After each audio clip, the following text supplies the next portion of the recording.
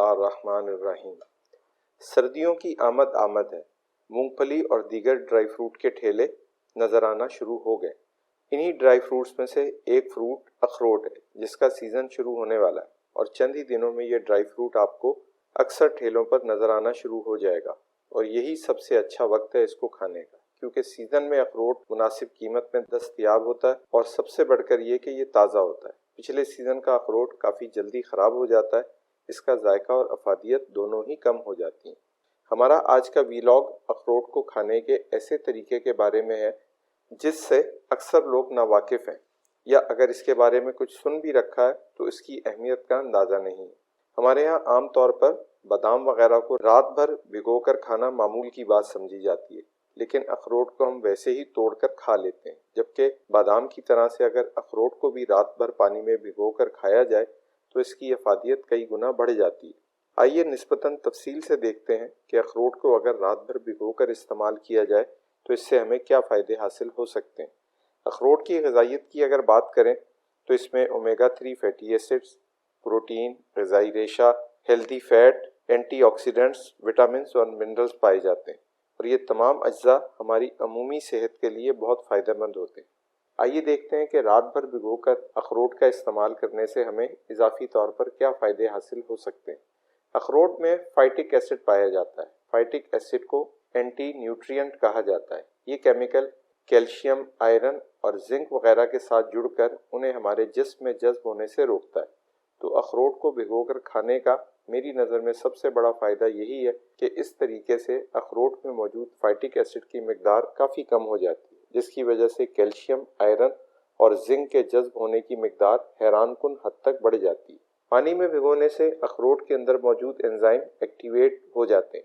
अखरोट की अपनी ग़िज़ाइयत भी बढ़ जाती है। इसके साथ साथ अखरोट ज़्यादा ज़ूद हज़म भी हो जाता है और कमज़ोर मैदे वाले हजरात भी अखरोट को ना सिर्फ खा सकते हैं बल्कि अच्छी तरह हज़म भी कर सकते हैं।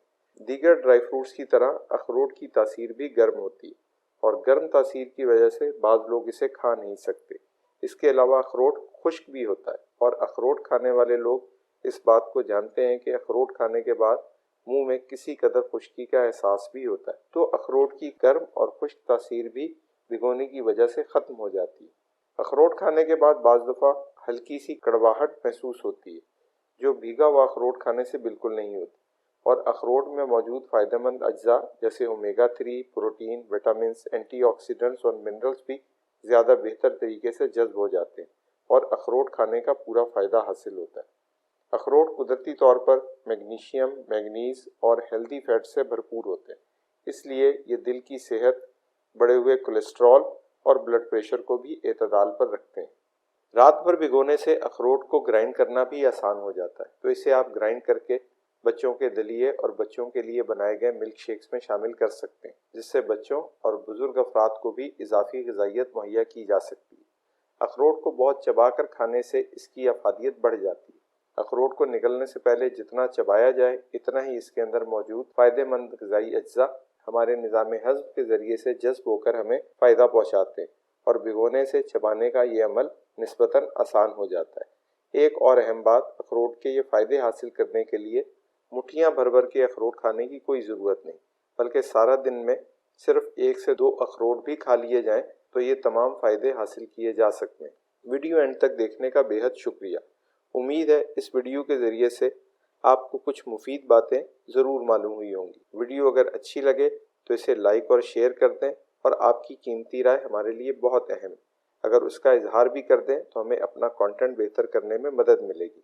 और अगर चैनल को अभी तक सब्सक्राइब नहीं किया तो प्लीज़ वो भी कर लें। अपना और अपने इर्द गिर्द के लोगों का बहुत ख्याल रखें। अल्लाह निगहबान।